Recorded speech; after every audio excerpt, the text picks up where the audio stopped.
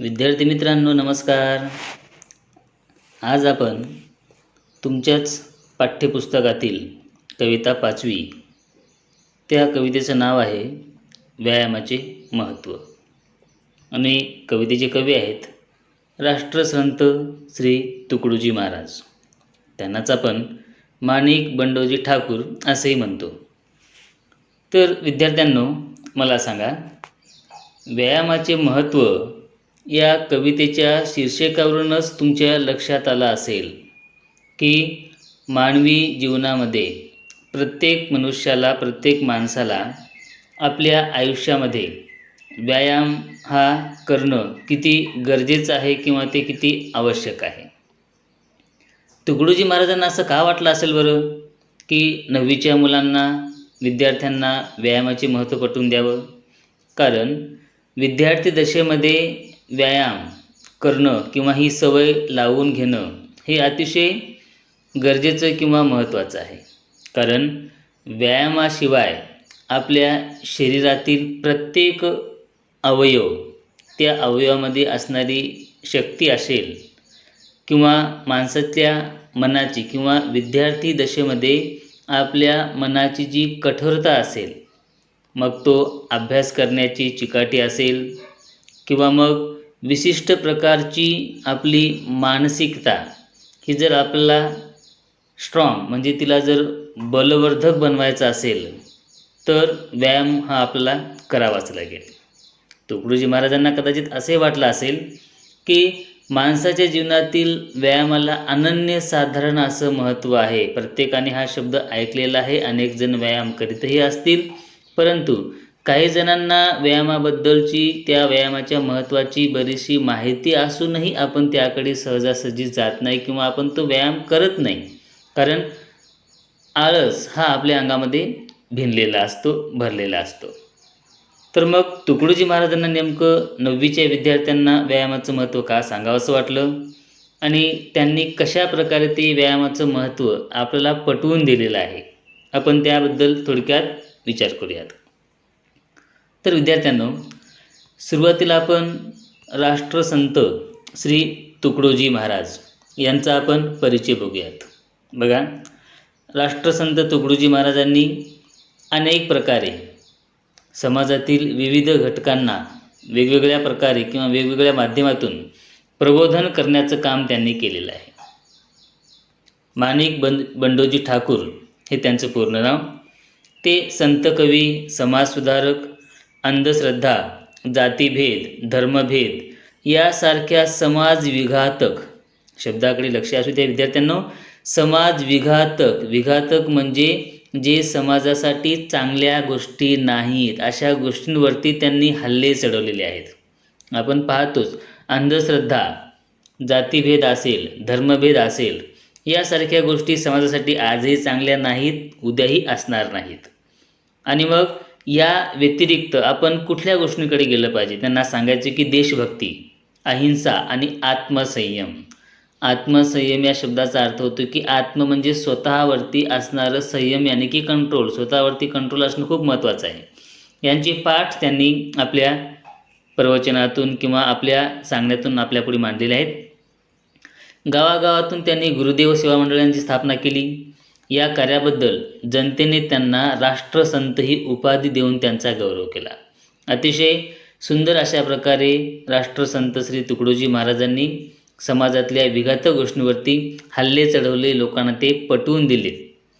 त्यांच्या काही पुस्तकांची नावे या ठिकाणी आहेत. अनुभव सागर असेल, भजनावली, सेवा स्वधर्म, राष्ट्रीय भजनावली आणि सगळ्यात महत्त्वाचं म्हणजे की त्यांची एक ग्रामगीता नावाचा जो ग्रंथ आहे, शिक्षण, भेदाभेद, अस्पृश्यता निर्मूलन, अंधश्रद्धा निर्मूलन, स्वच्छता असेल, सर्वधर्म समभाव असेल, या सगळ्या गोष्टीबद्दलचं कळकळीचं आवाहन त्यांनी जनतेला केलेलं आहे. अतिशय वात्सल्ययुक्त भूमिकेतून, म्हणजे जे जनता अज्ञानी आहे, निरक्षर आहेत, अशा जनतेला आपल्या प्रेमळ भूमिकेतून त्यांनी लोकशिक्षण देण्याचं काम केलं. आणि ती लोकशिक्षण देणारी गीता, तिलाच आपण ग्रामगीता असे म्हणतो आणि ही आजही आदराने खेड्यापाड्यामध्ये ती वाचली जाते.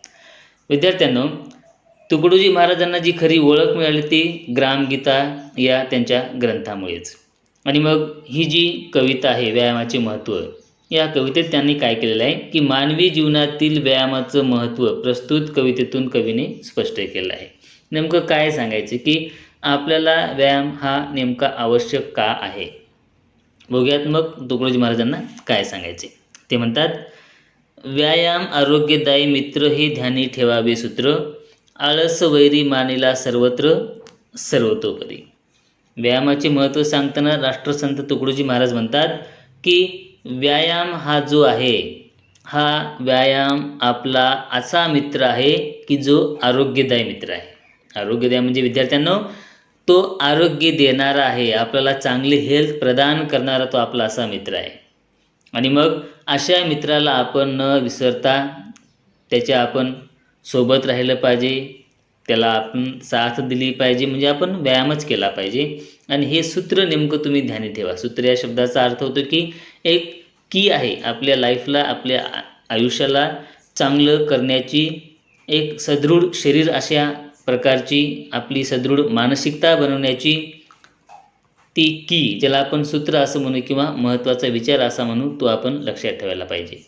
पुढे ते म्हणतात, आळस वैरी मानिला सर्वत्र सर्वतोपरी. काम कुठले असो विद्यार्थ्यांनो, आळसाला आपल्यावरती कधीही हवी होऊ द्यायचं नाही. म्हणजे आळसाला आपल्यावरती स्वतःवरती आळसाला कंट्रोल करू द्यायचं नाही. आपण आळसाचं गुलाम कधीच व्हायचं नाही. विद्यार्थ्यांना लक्षात ठेवा, आळस हा आपला फक्त कुठल्याही एकाच दृष्टिकोनातून शत्रू नाही. शत्रू म्हणजे एनिमी, वैरी आहे तो आपला, एकाच बाजूने नाही. व्यायामासाठीच आळस आपला वैरी आहे असं नाही. आयुष्यातलं काम कुठलंही असो, प्रत्येक कार्यामध्ये आळस हा आपला शत्रू आहे, हे तुम्हाला वेगळं सांगण्याची गरज नाही.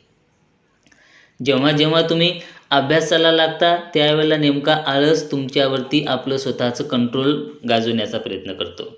आणि हा आळस तुम्हाला सांगतो की आता तू माझ्या स्वाधीन आहेस. त्या आळसाला तुम्ही जवळपास थारा देऊ नका. काम कुठलंही असो विद्यार्थ्यांनो, आळसाला सर्वत्र वैरी म्हणजे शत्रूच मानलेला आहे.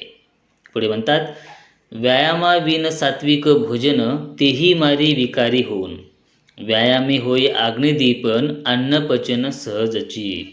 खूप काही तुकडोजी महाराजांनी व्यायामाबद्दल सांगितलेलं आहे. ते म्हणतात, व्यायामाविन सात्विक भोजन. विद्यार्थ्यांनो, सात्विक भोजन म्हणजे ज्याला आपण प्युअर हेल्दी फूड असं म्हणतो, ज्याला आपण सकस आहार असं म्हणतो.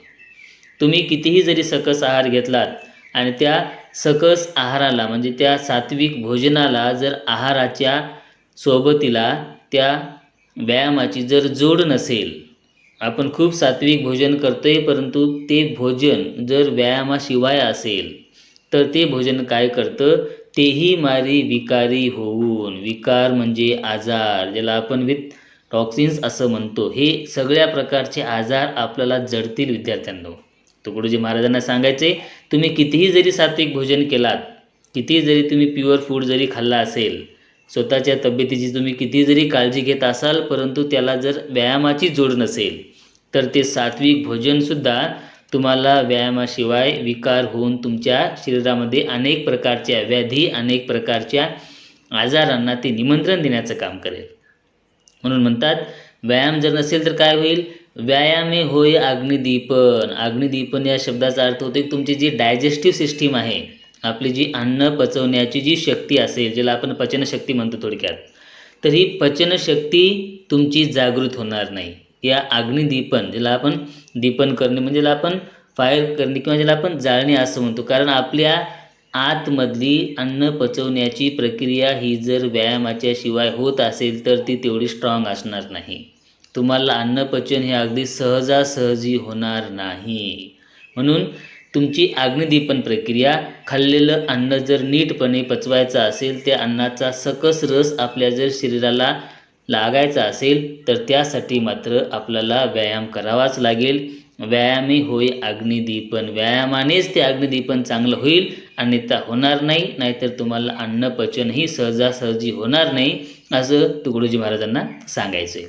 पुढे म्हणतात, व्यायामे जडत्व जाई दुरी, व्यायामे अंगी राहे तरतरी, रक्तव्यवस्था उत्तम शरीरी, वाढे विचारी सजीवपण. ते पुढे म्हणतात, की व्यायामाने काय होईल, व्यायामे जडत्व जाई दुरी. जडत्व या शब्दाचा अर्थ होतो विद्यार्थ्यांनी की ज्याला आपण सुस्तपणा म्हणतो, ज्याला आपण डलनेस म्हणतो, एक प्रकारची तरतरी ती आपल्या अंगामध्ये राहणार नाही. जडत्व ते दूर जाईल, निघून जाईल. म्हणजे व्यायाम केल्याने शरीराचा जो स्थूलपणा असेल, जो सुस्तपणा असेल तो दूर निघून जातो. आणि मग काय होतं, व्यायामे अंगी राहे तरतरी. तरतरी म्हणजे एक प्रकारचा उत्साह, एक प्रकारचं फ्रेशनेस, ज्याला आपण आपल्या शरीरामध्ये असणारा टवटवीतपणा म्हणतो, ज्याला आपण मनाचं प्रसन्न राहणं असं म्हणतो, निरोगी शरीर आपण ज्याला असं म्हणतो, एक प्रकारची स्फूर्ती माणसाच्या अंगामध्ये राहते. म्हणून व्यायामे अंगी राहे तरतरी असं तुकडोजी महाराजांना सांगायचे. पुढे म्हणतात, रक्त व्यवस्था उत्तम शरीरी, वाढे विचारी सजीवपण. आपण व्यायाम केल्यावरती आपल्या ज्या शरीरातील रक्तवाहिन्या असतात, ज्याला आपण ब्लड सर्क्युलेशन असं म्हणतो, ते रक्ताचं संचालन जे असेल किंवा रक्ताची जी व्यवस्था जी शरीरामधली असेल, आपल्या रक्तवाहिन्या अतिशय उत्तम राहतात, चांगल्या राहतात. कशाने, व्यायाम केल्यावरती. आणि जर शरीरामध्ये जर रक्ताची व्यवस्था, ज्याला आपण रक्तव्यवस्था किंवा रक्त संचार आपण ज्याला म्हणतो, ब्लड सर्क्युलेशन आपण ज्याला म्हणतो, ते जर चांगलं असेल तर काय होईल, मग आपल्या मनामध्ये, आपल्या विचारामध्ये आपोआपच सजीवपण येईल. विचारामध्ये सजीवपणा येतो म्हणजे आपली विचारशक्ती ही अतिशय चांगल्या प्रकारे ती समृद्ध होईल, ती वाढेल आणि विचारांचा सजीवपणा जो आहे तो आपल्या मनामध्ये टिकून राहील. म्हणजे व्यायाम केल्यावरती फक्त शरीरालाच तरतरी मिळते असं नाही, मनाचाही टवटवीतपणा आपल्याला वाढलेला दिसून येईल. आपल्या विचारांची शक्ती वाढेल आणि एक चांगल्या प्रकारचे पॉझिटिव्ह विचार करण्याची शक्ती आपल्या आतमध्ये येऊन जाईल. पुढे त्यांना म्हणायचे, व्यायामे सशक्त स्नायू, व्यायामे मानव होय दीर्घायू, व्यायाम हिना पित्त कफ वायू, जर्जर करते अत्यंत. व्यायामे सशक्त, सशक्त म्हणजे मजबूत, स्ट्रॉंग. आपले जे मसल्स असतात, आपले जे स्नायू असतात ते व्यायामाने अतिशय सशक्त बनतील, आपले ते स्नायू स्ट्रॉंग बनतील. आणि इतकंच काय, तर व्यायामे मानव होय दीर्घायू. विद्यार्थ्यांना मला सांगा, आपलं आयुष्य म्हणजे आपण दीर्घायू असू नये असं कुणाला वाटतं का? कुणालाही वाटत नाही. कुणालाही वाटतं की मी जास्तीत जास्त दिवस जगावं, मला दीर्घायू लाभावं. आणि ते जर तुम्हाला मिळवायचं असेल तर ते व्यायाम, कारण मानव हा दीर्घायू होऊ शकतो तो केवळ व्यायामानेच, असं तुकडोजी महाराजांना सांगायचे. ते म्हणतात, जर व्यायाम जर केला नाही तर आपल्या प्रत्येक माणसाच्या शरीरामध्ये ज्या काही 3 प्रवृत्ती असतात, ज्याला आपण पित्त कफ किंवा वायू असं म्हणतो, यांचा जो स्वभाव आहे, या 3ही गोष्टी, पित्त म्हणजे एक प्रकारचा ॲसिडिटीचा आपण आजार समजूयात, कफ म्हणजे सर्दी जमा होण्याचा आजार, आणि वायू म्हणजे वाताचा आजार किंवा विकार. या तिघांचं जर बॅलेन्स, ज्याला आपण संतुलन म्हणतो, ते जर आपल्या शरीरामध्ये ठेवायचं असेल तर त्याला एकमेव उपाय म्हणजे तो आहे व्यायाम.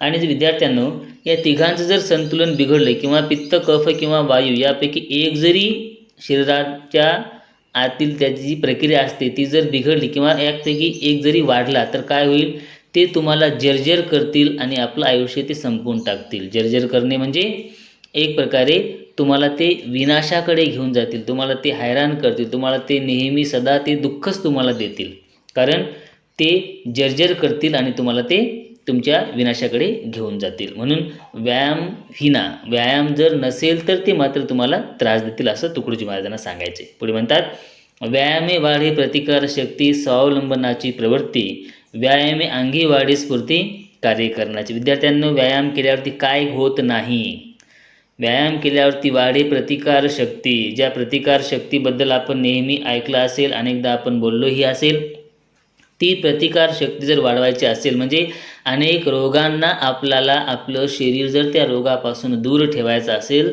तर प्रतिकार शक्ती अत्यंत आवश्यक आहे, ज्याला आपण रेजिस्टन्स पॉवर असं म्हणतो, ती आपल्याकडे असायला हवी. आणि ही वाढेल ती व्यायामाने, असं तुकडोजी महाराजांना सांगायचे. पुढे म्हणतात, स्वावलंबनाची प्रवृत्ती. विद्यार्थी दशेमध्ये हा सगळ्यात मोठा गुण विद्यार्थ्याकडे असायलाच हवा, स्वावलंबन, ज्याला आपण इतरावरती अवलंबून न राहता स्वतःची कामे स्वतः करणे म्हणजे सेल्फ डिपेंडेंट बनणं असं आपण म्हणतो. आज आपण पाहतो स्वावलंबनाची प्रवृत्ती आपल्याकडे आहे किंवा नाही हा प्रश्न स्वतःलाच पडायला लागलेला आहे. कारण स्वावलंबनामुळे आपल्याला इतरावरती डिपेंडेंट राहण्याची गरज पडत नाही. ती प्रवृत्ती, ती म्हणजे तो जो स्वभाव असेल, ती जी टेंडन्सी असेल, ती सुद्धा आपली वाढेल, परंतु ती व्यायामानेच वाढेल. शेवटी म्हणतात, व्यायामे अंगी वाढे स्फूर्ती कार्य करण्याची. स्फूर्ती या शब्दाचा अर्थ होतो की उत्साह, एक प्रकारची एनर्जी आपल्यामध्ये येईल आणि हातामध्ये घेतलेलं काम पूर्ण करण्याची शक्ती, त्या कामाला तडीस नेण्याची शक्तीसुद्धा आपल्याला व्यायामामुळेच मिळेल, असं राष्ट्रसंत श्री तुकडोजी महाराजांना सांगायचे. म्हणून विद्यार्थ्यांनो, व्यायामाचं महत्त्व तुकडोजी महाराजांनी आपल्यासमोर ते अतिशय मार्मिक शब्दामध्ये, अतिशय सोप्या शब्दामध्ये आपल्यासमोर मांडलेलं आहे. त्याची आपण जाण ठेवावी आणि व्यायामाचं महत्त्व जाणून आपणही व्यायाम करण्याला सुरुवात करायला हरकत नाही. तुकडोजी महाराजांचे विचार, त्यांचे बोल आपल्यापर्यंत या कवितेच्या माध्यमातून आलेले आहेत. असा हा कवितेचा एकंदरीत भावार्थ होता. विद्यार्थ्यांनो, या ठिकाणी आपण थांबूयात. धन्यवाद.